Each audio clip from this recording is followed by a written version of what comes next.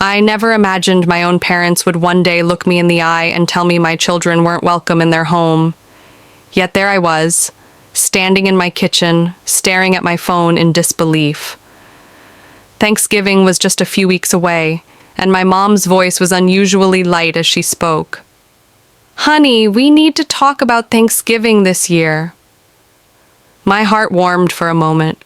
For all the tension that had existed between us over the years, I still longed for those family traditions. My kids, Emma and Lucas, adored their grandparents despite the distance that had formed. "Of course, Mom. What's the plan?" I asked, already picturing their house filled with the smell of roasted turkey, cinnamon, and the warmth of a family gathering. There was a brief pause, just long enough to send a chill down my spine. "Well," Mom continued, clearing her throat, "this year we're doing things a little differently. It's going to be a smaller dinner. Just adults, something more intimate." I frowned. "Oh, so no kids at all?" Another pause. Then, more hesitantly, "Well, not exactly." A cold knot twisted in my stomach. "What do you mean?" I asked. Mom let out a sigh, as if she were the one being put in an uncomfortable position. "Allie, we love your kids. We really do. But they're a bit, energetic. And honestly, we just feel like it would be better if you left them with a sitter this year." I gripped the edge of the counter. "So, just my kids? What about Daniel's?" Daniel. My older brother, the golden child. The one who could do no wrong in my parents' eyes, even when he did. Mom hesitated. And that's when I knew. "Daniel and Sophie are coming with their boys," she admitted. "But you know how well-behaved they are, Allie? They're just quieter, more refined. It's easier to have them at the table." A wave of heat flushed through me. I felt like I had been slapped, like the floor had suddenly been pulled out from under me. "They're just children," I said, my voice tight. "Emma is 7. Lucas is 4. Of course they have energy, but they're sweet, and they love you." "We're just trying to have a peaceful evening," Mom replied. Her tone was clipped now, irritated that I wasn't just accepting this. "It's not personal, Allie." "Not personal?" I clenched my jaw, swallowing back the sharp words fighting to spill out. It wasn't just about Thanksgiving. It was the way they had always treated my children like an afterthought, while putting Daniel's boys on a pedestal. The way they showed up at their school plays, but never came to Emma's dance recital. The way Christmas gifts were always just a little extra for Daniel's kids. And now, they weren't even hiding it. "I can't believe this," I whispered.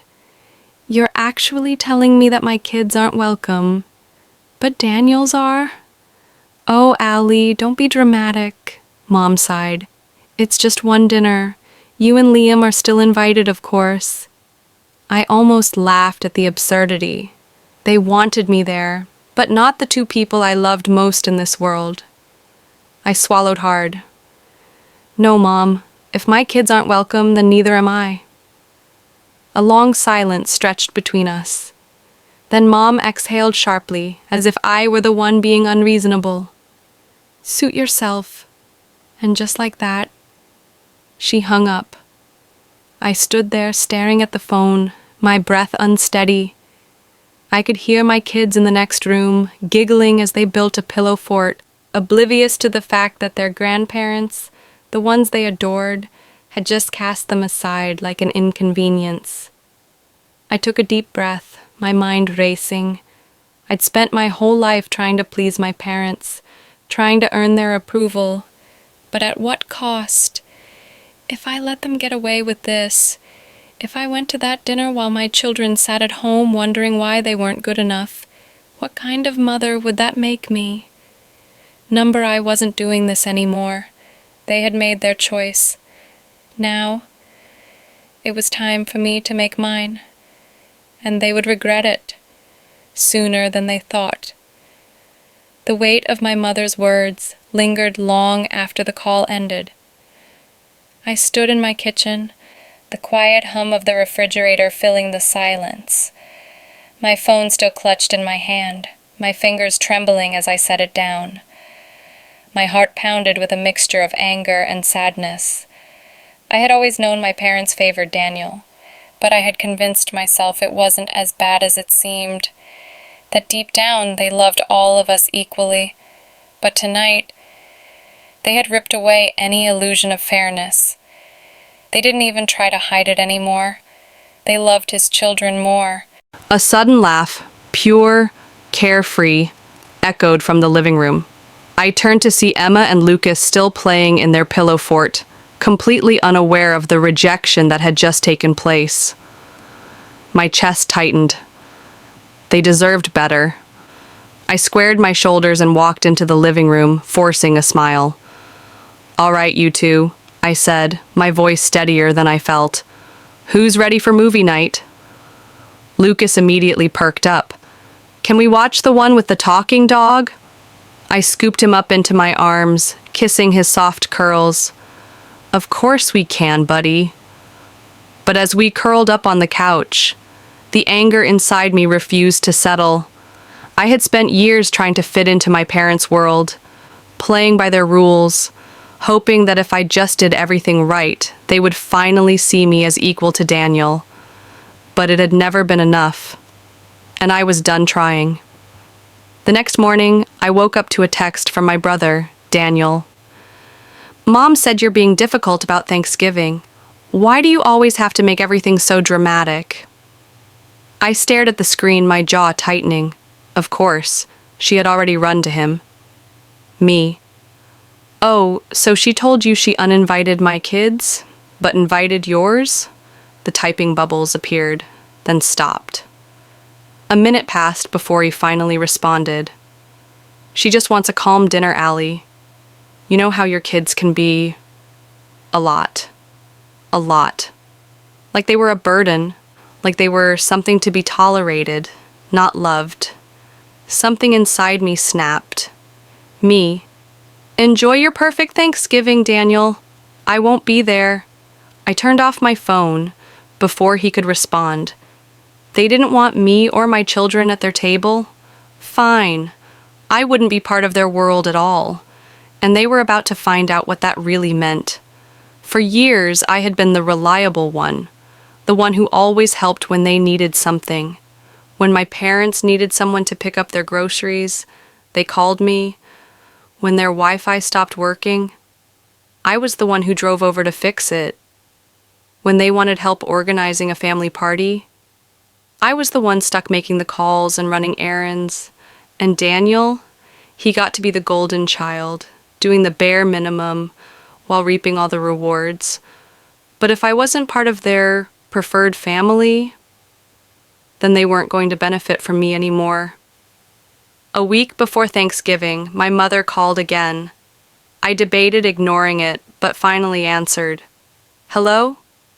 "Allie," she said, her tone cautious. "I just wanted to check in. I know you were upset, but I really hope you'll reconsider. We would love to have you and Liam there." "Not you and the kids, just you and Liam." I took a deep breath. "I meant what I said, Mom. If my kids aren't welcome, neither am I." She sighed heavily, as if I were the one exhausting her. "I just don't understand why you're being so stubborn. It's just one night. You know how much Daniel's boys mean to us." And there it was, the final painful confirmation that my children, the two little humans I loved more than anything, would never be enough for her. I clenched my jaw. "You've made it clear where we stand, Mom. I won't bother you again." "Allie, don't be like this." I ended the call before she could finish.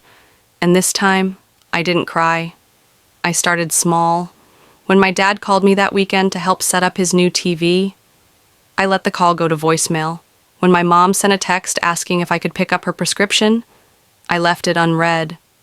For years, I had been at their beck and call, always available, always reliable, but not anymore. And it didn't take long for them to notice. By the time Thanksgiving rolled around, I had missed a total of 12 calls and ignored 6 texts. Then, on the morning of Thanksgiving, I got a message from Daniel. Mom and Dad are really upset that you're ignoring them. Are you seriously going to let this go this far? Me. It already went too far when they told me my kids weren't welcome. This time, he didn't reply. I put my phone on silent and turned my attention to my real family. Emma and Lucas were at the table, helping Liam mix pancake batter. They were covered in flour, laughing hysterically. This was our Thanksgiving, and for the first time in years, I felt completely at peace. But little did I know, my parents weren't done yet, and their next move would be something I'd never forgive. Thanksgiving morning was peaceful in a way I hadn't experienced in years. No rushing to get the kids dressed in their best clothes. No stress over making the perfect side dish. No anxious glances at the clock to make sure we weren't late. Instead, we were in our own little world, our home filled with laughter, the smell of pancakes, and maple syrup hanging in the air.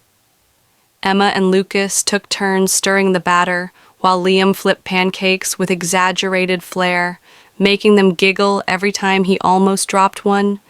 And for the first time in a long time, I felt free. Then my phone rang. I glanced at the screen. Mom. I let it go to voicemail. A minute later, it rang again. And then again. Liam shot me a concerned look. Want me to turn it off? I hesitated, then shook my head. Number if it's an emergency, I should at least know.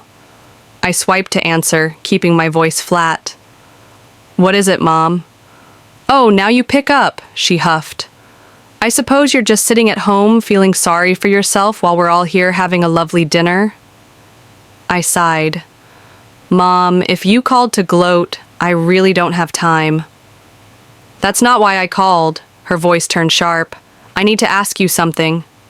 I pinched the bridge of my nose. What now? Did you cancel the credit card? The room suddenly felt very still. I turned away from Liam and lowered my voice. What are you talking about? Your father's credit card, the one we've been using for groceries, gas, essential things. It was declined this morning. A slow, icy realization crept up my spine. The credit card she was talking about wasn't theirs. It was mine. Years ago, when Dad was recovering from surgery and money was tight, I had added them as authorized users on my account, temporarily, just to help them through a rough patch. I had meant to remove them once they were back on their feet. But life got busy and I had forgotten, and they had never reminded me. I clenched my jaw. You mean my credit card? A pause. Then Mom scoffed. Oh, don't be so dramatic, Allie. It's just a card. You make good money and we figured... You figured what? My voice was shaking now. That you'd just keep using my money? That I wouldn't notice? Oh, don't act like this is some big betrayal. We raised you. The least you could do is support us now. I inhaled sharply. Are you serious? After telling me my kids weren't good enough to come to Thanksgiving, you still expected me to keep paying for your groceries? Are you even hearing yourself? Mom let out a long, dramatic sigh. You know what, Allie? This is exactly why we don't like having difficult conversations with you. You always overreact. Overreact? I was done. You're right about one thing, I said, my voice dangerously calm.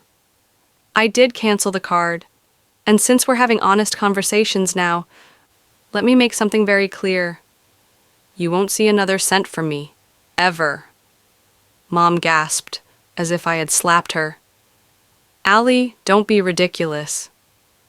I'm not, and while we're at it, don't expect Christmas gifts, birthday gifts, or anything else either. You made your choice when you told me my kids weren't welcome. Now I'm making mine. Silence. Then, in a voice colder than I'd ever heard from her, You'll regret this. And then she hung up. For For a moment, I just stood there, gripping the phone so tightly my fingers ached. Then, slowly, I turned back toward the kitchen. Liam was watching me carefully. "Everything okay?" I forced a small smile. "Yeah," I said, my voice steadier than I felt. "Just taking out the trash." He didn't ask any more questions. We spent the rest of the day in our own Thanksgiving, watching movies, baking cookies, playing board games, and for the first time in years, there was no underlying stress, no walking on eggshells, no pressure to be someone I wasn't.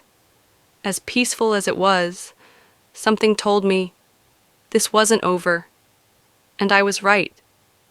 Because my parents weren't just going to let their golden source of money walk away, and their next move would prove exactly what kind of people they really were.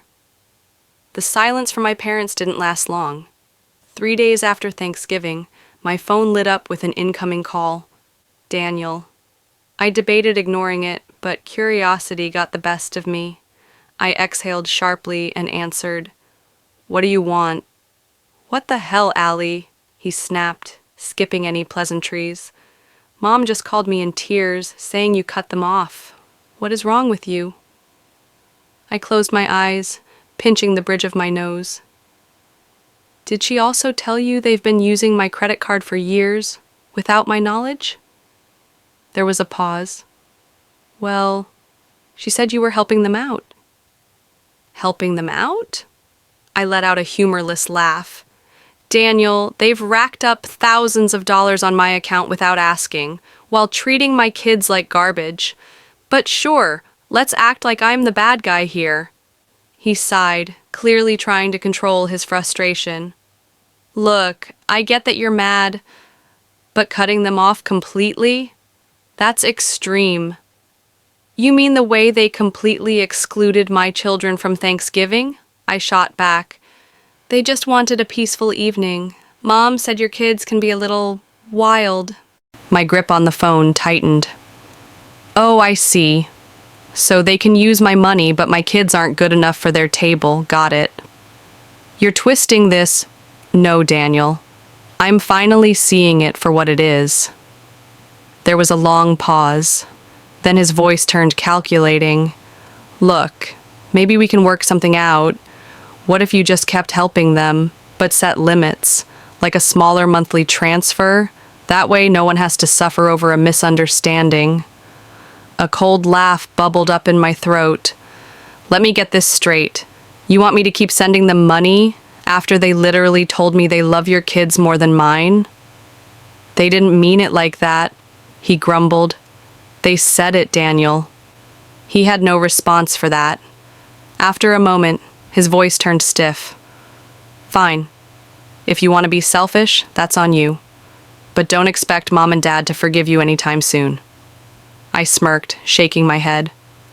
"I'll survive." Then, before he could argue, I hung up. For the next few weeks, my parents played the silent treatment game. No calls, no texts. I figured they were hoping I'd cave, come crawling back, begging for their approval, like I always had. But what they didn't realize was that, for the first time in my life, I didn't need it anymore. And just when I thought they'd finally given up, they pulled one last, desperate stunt. It was the week before Christmas when the letter arrived. Liam found it in the mailbox, his brow furrowing as he read the sender's name. "It's from your parents." I stiffened. "Oh, great. Let me guess. Guilt? Manipulation? Or straight-up gaslighting?" He smirked. "Why don't we find out?" I took the envelope, my stomach twisting as I tore it open. Inside was a formal legal document. My breath caught as I read the words. They were demanding reimbursement for years of emotional and financial support. I let out a disbelieving laugh. "You've got to be kidding me." Liam took the letter, scanning it quickly. "They're saying you owe them for raising you, for all the financial sacrifices they made for your well-being." He looked up, jaw tightening. "Are they actually trying to bill you for your own childhood?" Apparently they were. They had even included itemized costs, things like food, clothes, school supplies, medical expenses from when I was a child. And at the bottom of the page, a final sum, $78,542.00. I blinked. They seriously think I'm going to give them nearly 80 grand? Liam scoffed. They must be desperate. I exhaled slowly, anger burning through me. This wasn't about money. This was control. A final, desperate attempt to pull me back into their grip. I looked at Liam, my mind already made up. I think it's time I pay them a little visit. The next day, I drove to my parents' house, gripping the letter in my hands. I knocked. When Mom opened the door, her face immediately hardened. "Oh, so now you show up." I didn't rise to the bait. I held up the letter. "You seriously thought this would work?" She folded her arms. "It's what's fair." I let out a sharp laugh. "Fair? You want to charge me for being your child, while expecting free money from me for the rest of your lives?" Dad appeared in the doorway, his expression smug. "We sacrificed a lot for you, Allie, and now you're abandoning us." I stared at them, shaking my head. "No, Dad, you abandoned me. When you made it clear that my kids weren't good enough, when you lied and stole from me, when you put a price tag on my worth." Mom's lips pressed into a thin line. "If you don't want to pay, then I guess we'll have to involve lawyers." I met her gaze, completely unfazed. "Go ahead." She blinked. "What?" I crossed my arms. "Take me to court. Try to explain to a judge why you're suing your own daughter for expenses from 20 years ago. See how that goes." Silence. For the first time, they looked unsure. Dad cleared his throat. "We just thought you'd want to make things right." I laughed. "Oh, I am making things right. Right now." I ripped the letter in half, watching their eyes widen. "I'm done being your personal ATM," Mom gasped. "You ungrateful little—" I turned on my heel. "Merry Christmas," I called over my shoulder, striding back to my car, and for the first time in my life, I felt lighter. As I drove away, I realized something. They weren't upset about the money. They were upset because, for the first time ever, I had all the power, and I wasn't giving it back. I thought that after ripping up their ridiculous demand for money, my parents would finally back off, that maybe, just maybe, they would sit in the wreckage of their own arrogance and realize they had pushed me too far. But people like them, they don't change, they just escalate. It started small. A text from Mom, 2 days before Christmas. "Mom, Allie, this is ridiculous. We're family. You don't turn your back on family over a silly argument." I ignored it. The next day, another message. "Mom, we forgive you. Come to Christmas dinner and we'll forget this ever happened." I almost laughed. They forgive me? Then, a few hours later, one from Daniel. "Daniel, they're really hurting, Allie. Just apologize so we can move on." I rolled my eyes. Of course, in his world, I was the one who had done something wrong. I typed out my response. Me. Funny. They weren't hurting when they were stealing from me, or when they told me my kids weren't welcome. I think they'll survive.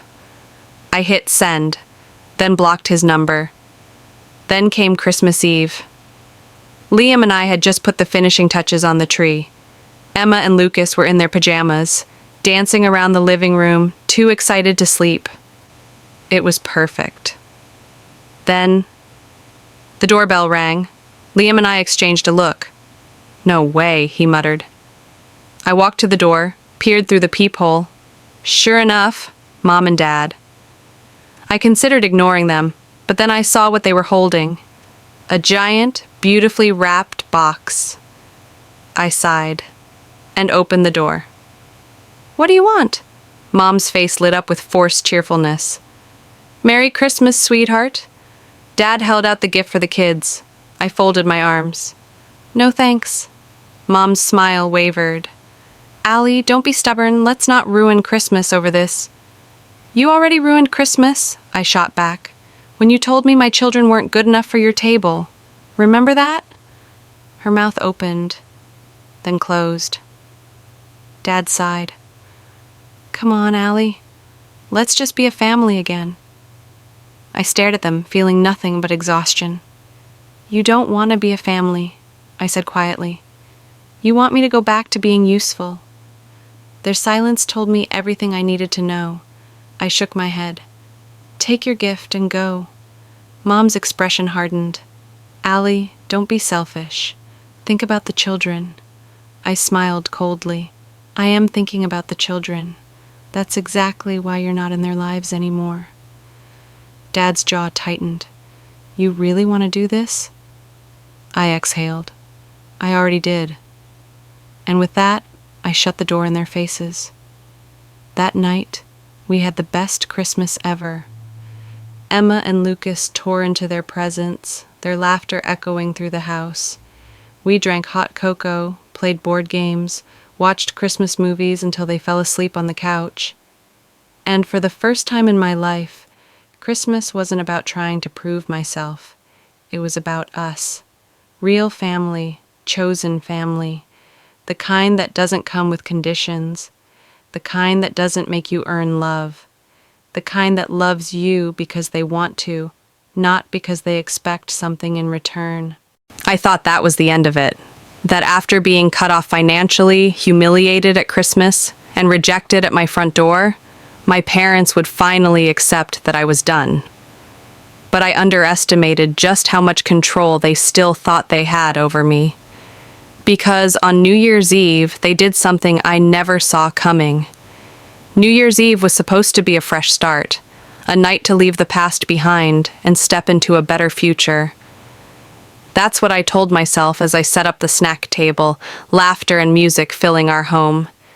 Emma and Lucas ran around in their little party hats, counting down the hours until midnight. Liam poured champagne for us, a soft smile on his face. It was our night, our celebration. Then, the knock. I froze, my stomach twisting. Liam glanced at me. You think? I already knew. I walked to the door, took a deep breath, and opened it. There they were, Mom, Dad, Daniel, and his wife, Sophie, an ambush. I crossed my arms. What do you want? Mom smiled with that forced, sugary tone she always used when she wanted something. We just want to talk. No thanks, I said flatly. Dad sighed. Allie, enough. You've made your point. Now let's fix this before things go too far. I narrowed my eyes. Too far? What does that even mean? Mom exchanged a look with Daniel. We just don't want this to affect the kids. Something about her tone made my skin crawl. What are you talking about? Daniel stepped forward, arms crossed like he was the one who'd been wronged. Mom and Dad have been talking to a lawyer. A cold wave of dread rolled through me. A lawyer? I repeated slowly. Mom nodded, her eyes gleaming with false sympathy. We're just worried, Allie. You've cut your children off from their real family over a silly misunderstanding. That's not fair to them. My pulse pounded. What are you trying to say? Dad cleared his throat. We've been looking into grandparents' rights.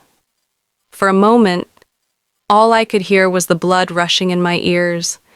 Then I laughed, not a small chuckle. It was loud, unhinged, sharp. They thought they could legally force their way back into my life, into my kids' lives? Daniel's face twisted. What's so funny? I wiped my eyes. Oh, you're serious. You think any judge is going to look at this situation and side with you? Mom's lips pressed together. We've done nothing wrong.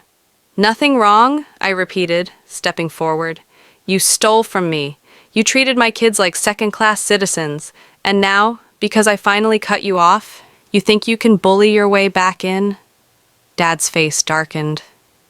You don't want to do this, Allie. I met his glare with a smile. Oh, but I do. I pulled out my phone and held it up.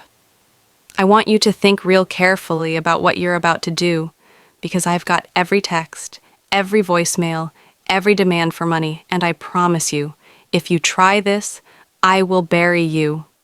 Sophie gasped. Allie, come on. No, I snapped, eyes locked on my parents. You have no case. You know it. I know it. And if you keep pushing me, I'll make sure everyone you know sees exactly who you really are. A beat of silence. Then Mom's face twisted in anger. You're being unreasonable, I smiled. No, Mom, I'm finally being smart. I stepped back into my house and grabbed the door. Happy New Year, I said sweetly, and slammed it shut. They never went through with their pathetic legal threat. They knew they had nothing. They knew they had lost. In the weeks that followed, I didn't hear from them. Not a text, not a call, nothing. And for the first time in my life, it felt like freedom. The weight of their expectations, gone. The pressure to please them, gone. The endless cycle of guilt and manipulation, gone. Months later, on a sunny spring afternoon, I was sitting on the porch, watching Emma and Lucas chase Bubbles in the yard. Liam handed me a lemonade and sat beside me. It's been quiet, he said. I nodded. Yeah, feels good. He smirked. Think they'll ever try again? I sipped my drink, watching my kids giggle as they popped the bubbles. Doesn't matter, I said with a smile, because I already won. I have my kids, my real family, and I'll never let anyone make them feel unwanted again.